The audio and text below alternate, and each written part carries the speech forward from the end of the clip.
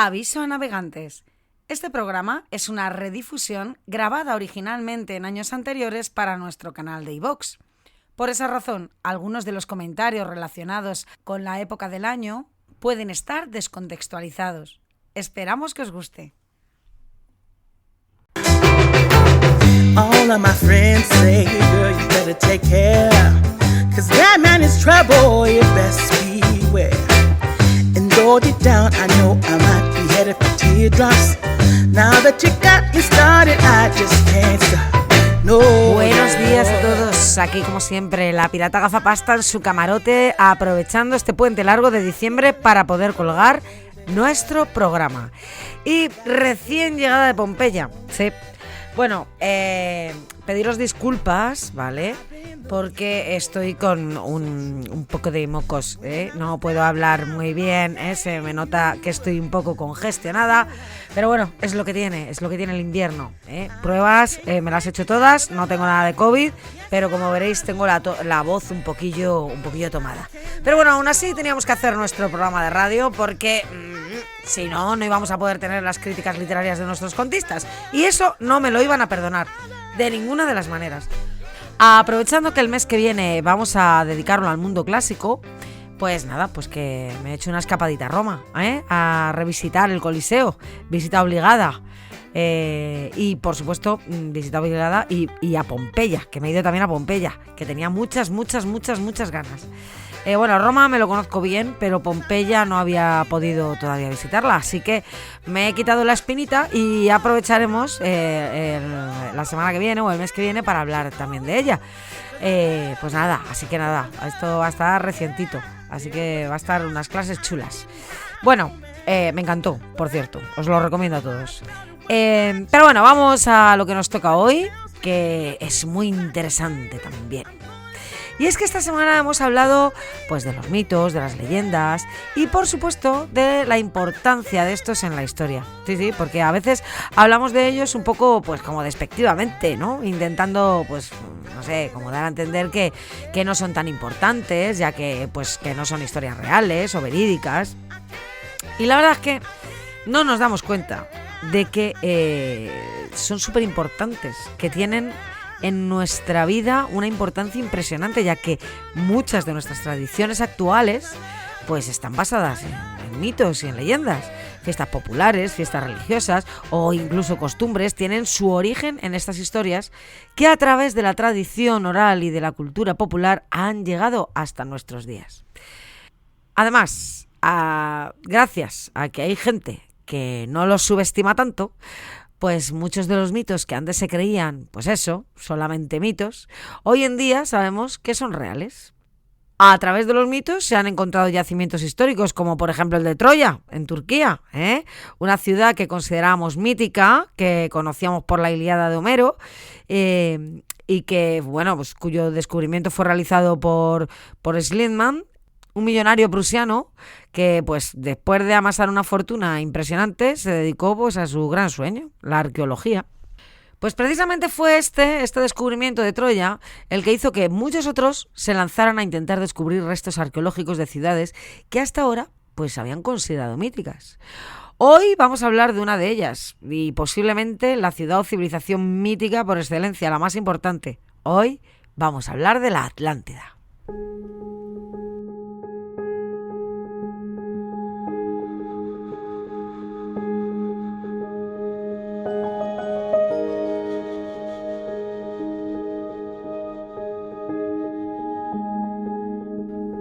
El filósofo griego Platón fue el primero en hacerse eco de una leyenda de la antigüedad, en la que se mencionaba pues un reino mítico situado en una isla o una península, o más bien un continente por el tamaño que decía tener, que era muy grande, llamada Atlántida. Platón nunca dice que sea una leyenda, sino que en sus diálogos, que es donde los escribe él, en los diálogos, concretamente en el de Critias, nos contará que, pues precisamente Critias, oyó esa historia contada por su abuelo, que a su vez la había escuchado del político ateniense Solón. Y a este último se la habían transmitido los sacerdotes egipcios de la ciudad de Sais, situada pues en lo que es el delta del Nilo. Pues la casualidad hace que Critias, al que llega a través de toda esta tradición oral esta historia, sea creemos que el tío de Platón.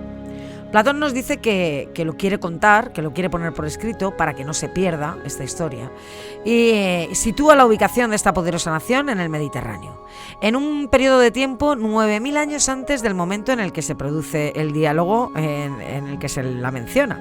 Es decir, 11.000 años si lo tomamos desde nuestro tiempo actual.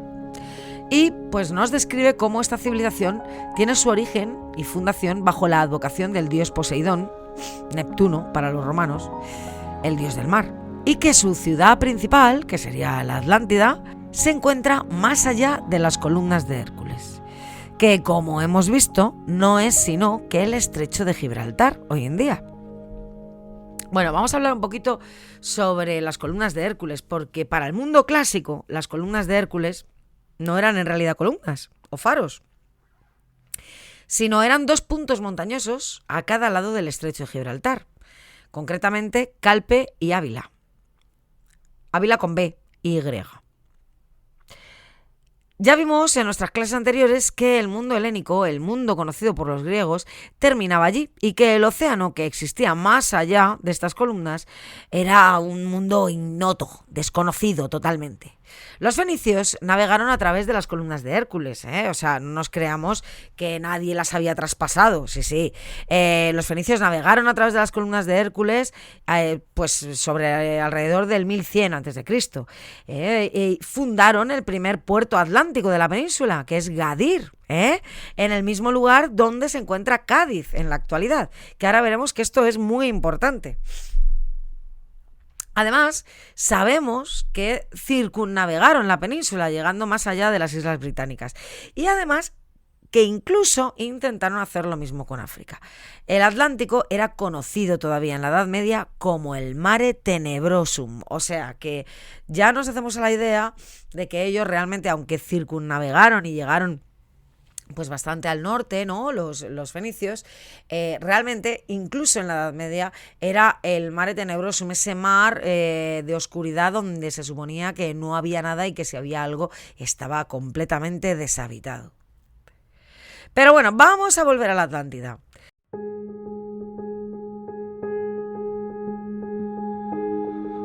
La Atlántida tiene, como hemos dicho, un origen divino en el dios Poseidón. Y este dios pues tuvo 5 parejas de gemelos y repartió esta isla en 10 partes. Y aquí merece la pena leer lo que nos dice textualmente Platón. Fijaros. Dio al hijo mayor de los primeros gemelos la estancia de su madre con toda la campiña circundante, que era la más vasta y la más rica de toda la isla, y le hizo rey de todos sus hermanos. Entre estos, eligió jefes y dio a cada uno de ellos el gobierno sobre un crecido número de hombres y una gran extensión de territorio. Todos ellos recibieron un nombre. El hijo mayor, el rey, de quien la isla y este mar llamado Atlántico han tomado su nombre por haber sido el primero que reinó en ella, fue llamado Atlas. A su hermano gemelo le tocó la extremidad de la isla hacia las columnas de Hércules, la parte del país que se llama Gadírica, que se llamó en griego Enmeles y en lengua indígena Gadir. ¿Habéis escuchado bien? Gadir. Ya hemos dicho que Gadir es la actual Cádiz. Increíble, ¿verdad? O sea, estamos hablando de que Platón está hablando de Gadir como una de las partes de esta Atlántida. O sea, está mencionado por él en su diálogo con Critias. Bueno, y aquí que cada uno saque sus propias conclusiones. Platón hace una descripción exhaustiva de la isla y de la sociedad de sus habitantes, ¿no? O sea, de los atlantes. Describe su geografía. Nos dice que es una ciudad que está conformada por 6 círculos concéntricos en los que se alternaba el agua y la tierra, y que en su centro, protegidos, estaba el Palacio del Rey y el templo y el bosque, los dos dedicados pues a Poseidón. A esta parte central solo se podía acceder por un canal que atravesaba los 3 círculos de tierra en los que se encontraban las viviendas, pues los templos menores y todo eso, y los 3 de agua, que a su vez hacían las veces pues como de puertos. Lógicamente, esta configuración tan curiosa de círculos concéntricos, pues probablemente se debía a un sistema defensivo, o sea, era para evitar que desde fuera pudieran invadir pues todo lo que era la parte central, ¿no?, de esta ciudad, que era donde se encontraba pues el palacio y donde se encontraba pues el templo, ¿no?, al dios Poseidón. Nos dice que con respecto a sus habitantes tenían un origen divino, ya lo hemos repetido 2 veces, así que por supuesto, pues como tenían un origen divino, pues no podía ser de otra manera, eran altos, guapos, pero es que además estaban llenos de virtudes, eran buenísimos, al menos al principio, luego veremos esto. Era una sociedad súper avanzada en comparación con el resto de la humanidad. De hecho, mira, leyéndolos me ha resultado muy curioso porque decía que a sus diosas las representaban como guerreras. Bueno, no lo tengo aquí ahora mismo para leerlo, pero un poquito así más o menos nos viene a decir que ellos pensaban que tanto los hombres como las mujeres podían dedicarse a cualquier trabajo, es decir, que las mujeres también podían guerrear igual que los hombres podían guerrear, es decir, que todas lo que en teoría los trabajos que podía hacer una mujer los podía hacer un hombre y los que hacía un hombre los podía hacer una mujer. Pues sí que estaban avanzados, porque es que a nosotros nos ha costado un montón convencer a todo el mundo de que eso es así. Bueno, aparte de esto, el filósofo nos habla también de sus leyes. Y además, pues fijaros, nos habla de los cultos y del culto relacionado con el toro, Y curioso también lo del toro. Ya tenemos a Gadir, tenemos al toro aquí, aunque es verdad que el toro, hombre, era un animal muy mitológico dentro de toda Grecia, y de todo el Mediterráneo, ¿no? Pero bueno, hablando de Gadir, pues también tenemos aquí a nuestro toro bravo. Bueno, en fin, que resulta que esta civilización superior, pues con el paso de los tiempos fue corrompiéndose, pues debido a que pues, la mezcla de sangre, bueno, que se iban cruzando con el resto de los mortales, que no eran tan chachis, y bueno, pues al final pues iban siendo cada vez peores. Pero ellos continuaban pensando que eran los mejores, y esto al dios Zeus pues no le gustó nada. O sea, dejaron de ser tan majos, de no preocuparse tanto por las riquezas y tal, y ya empezaron a querer más riquezas, a querer más de todo, y entonces a esto a Zeus no le gustó nada. No le gustó nada en lo que se habían convertido, y porque él pensó pues que habían olvidado sus tradiciones, de las tradiciones de sus mayores, y que habían olvidado las enseñanzas de sus dioses. Así que finalmente, y tras reunir al resto de dioses, pues decide que la Atlántida sea destruida. Y efectivamente, pues así lo hace así, se la carga para castigar la soberbia de todos sus habitantes. Y se la carga, fijaros qué curioso, justo en el momento en el que mantenía una guerra con Atenas. ¡Qué casualidad! ¡Qué casualidad! Bueno, según Platón, fue destruida en un solo día y una sola noche. Lo que no nos explica claramente es cómo es destruida. No nos explica cómo es destruida, porque su relato quedó inconcluso, es decir, no lo terminó. ¡Cachis!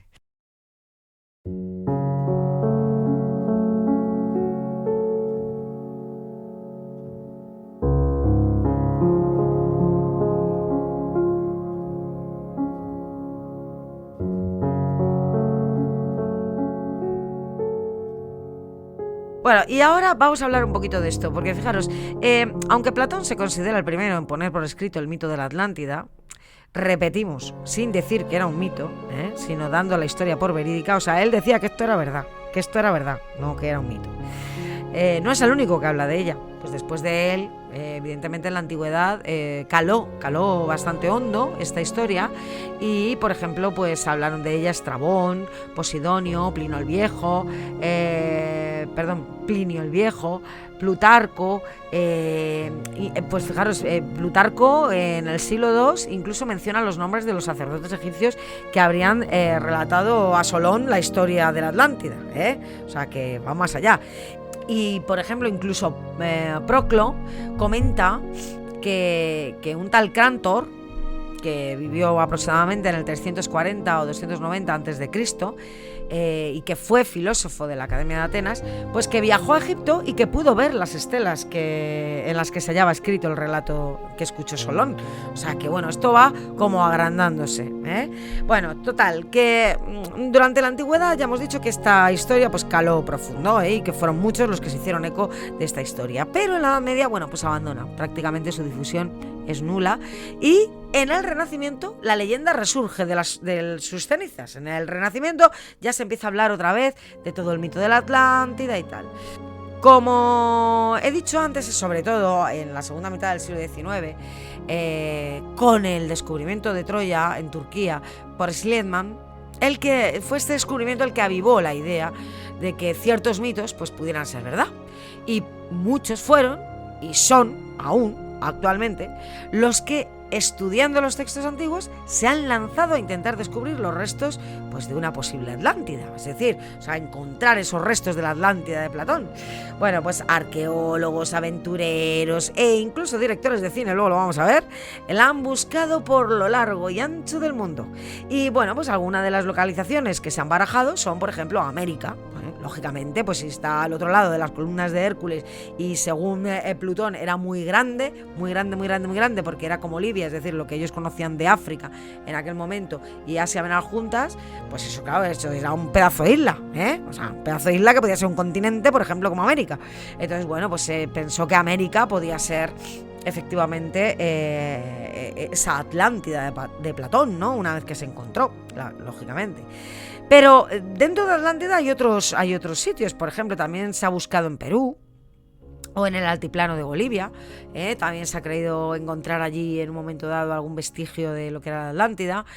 Otros han hablado de la isla de Santorini, porque la isla de Santorini, al parecer, la civilización que vivía allí también había un volcán que entró en erupción y se cargó también a la civilización que había allí. Y entonces, bueno, pues se habla también de ese origen, ¿no? Que podría ser, ¿no? Pero no solamente de Santorini, se habla de las Islas Azores, se habla de las Islas Canarias, se habla de que podría ser Cerdeña, Malta, Creta, Chipre, también Turquía, el Mar Negro, Indonesia, el Mar Caribe. Bueno, es que en todos los lados, han visto la Atlántida en todos los lados, Marruecos e incluso en la Antártida, o sea, ya más lejos imposible.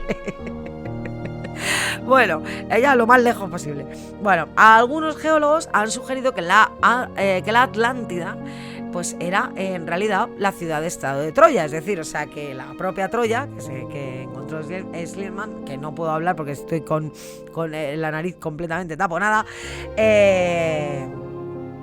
pues se ha llegado a pensar que fue Troya, también. Bueno, pero tal vez la teoría de la que más se habla, esta junto con la de Santorini, que también se habla mucho, es que la Atlántida pudiera estar pues aquí, en la península ibérica, claro, al otro lado de las columnas de Hércules. No nos vamos a ir más lejos, si lo ha dicho claramente Platón. Y que bueno, que podría encontrarse en lo que era el Coto de Doñana, pues porque el Coto de Doñana, aunque ahora son humedales, pues en la antigüedad estaba abierto al mar, ¿vale? Entonces, bueno, pues el Coto de Doñana es uno de los puntos de los que más se habla como que pudiera ser el enclave donde podría encontrarse la Atlántida. Y incluso se dice que podría ser la mítica Tartesos. Tartesos, ya hemos estado hablando en las clases, que han sido unos descubrimientos que se han encontrado pues también en el sur, ¿no?, de la península, como siempre, y que nos habla de ese Tartesos que también hablan los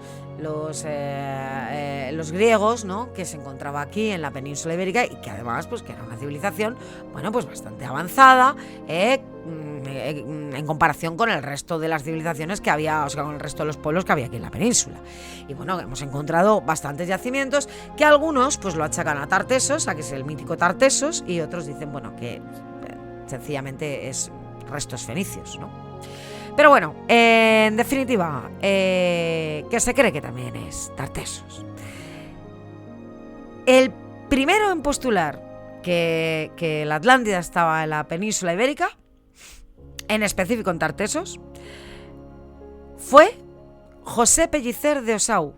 Agarraos, en el 1673, ya hace unos añitos, o sea, estamos hablando del siglo XVII. Pero en realidad fue el arqueólogo alemán Adolf Schulten en 1922 quien popularizó la idea de que Tartessos fue la Atlántida. Bueno, Schulten es un enamorado de España. Él estuvo viviendo aquí muchísimo tiempo y se centró totalmente en encontrar la Atlántida. Bueno, está completamente obsesionado. Él pensaba, pues eso, que estaba en la zona de Tarte, que la Atlántida era Tartessos, ¿no? Y estuvo investigando mucho, pues allí, en Huelva. Bueno, pero fijaros, aparte de todo esto, en 1211 la cadena National Geographic realizó un documental titulado En busca de la Atlántida y estaba basado en las investigaciones realizadas en 2004 por un investigador estadounidense que se llama Richard Freund, no sé cómo se dice exactamente, pero bueno, nos lo quedamos ahí, Freund, ¿vale? entre mi sonido nasal y mi inglés lo llevamos mal. Bueno, que en este documental sitúa pues lo que estamos hablando, Atlántida en el Parque de Doñana, como la posible localización de esta mítica ciudad perdida. Pero no es el único, porque es que resulta que ahora en 2017 se ha realizado también para National Geographic un documental que se llama El resurgir de la Atlántida. Un documental de investigación arqueológica producido nada más y nada menos que por el director James Cameron, que como los papás sabréis, y los mayores que me estáis escuchando, pues es el director de Titanic, de Terminator, de Alien, bueno, o sea, vamos. Bueno, pues él ha sido el que ha producido este documental trabajando junto al investigador Georgeus Díaz Montesano, en el que se analizan diferentes yacimientos arqueológicos, como por ejemplo el yacimiento arqueológico de Marroquíes Bajos, en Jaén, que es un yacimiento arqueológico que está pues en lo que es la ciudad de Jaén y que curiosamente pues el plano que ha salido de la ciudad, una ciudad del Calcolítico que ha aparecido allí, pues resulta que el plano pues es un plano también con aros, o sea, con aros de tierra y de agua, ¿no? O sea, con canales, pues muy parecido al de la Atlántida, ¿no? Entonces, bueno, pues Georgeus, que está muy obsesionado con el tema de la Atlántida y que lleva muchísimos años investigándolo y que está a tope, pues descubrió este plano y claro, dijo, bueno, esto está clavado, ¿vale? En él se analiza diferentes yacimientos, no solamente el de Marroquíes Bajos, pasan también por Doñana, lógicamente, y muy interesante porque, por ejemplo, van a Badajoz y bueno, pues hacen el paralelismo con esas estelas que hay de los guerreros, que muchos habremos visto. Voy a ver si os dejo alguna imagen luego en comunidad, ¿vale?, para que la veáis, las imágenes de los guerreros en las que aparecen esa especie de escudos que realmente, o sea, son exactamente el plano de la Atlántida, vamos, parece que son 6 aros, o sea, 3 aros, ¿no? Y es que parece que se ve hasta el canal, o sea, es tremendo. Bueno, pues todo esto nos lo analizan allí, ¿vale? O sea, para que lo veáis. Este lo podéis ver en YouTube, está ahí en YouTube, se puede ver, está en abierto, ¿vale? Y bueno, lo podéis echar un vistacillo porque es curioso. Bueno, que el mito no ha muerto, que tal vez ahora mismo sea cuando está más vivo que nunca, porque es que tenemos libros, tenemos cómics, tenemos películas de animación, tenemos videojuegos, tenemos series que nos hablan de la Atlántida y bueno, pues no sé, ¿vosotros qué pensáis? Lo dejamos abierto, lo dejamos abierto. Yo no voy a decir lo que opino yo, que hay todos los niños. ¿Tú qué opinas? Digo, pues yo no lo voy a decir. Vamos a dejarlo abierto, que cada uno opine lo que quiera. Desde luego en clase se han creado unos debates fantásticos, que es lo más importante, aprender a debatir y a decir nuestras ideas y a respetarnos.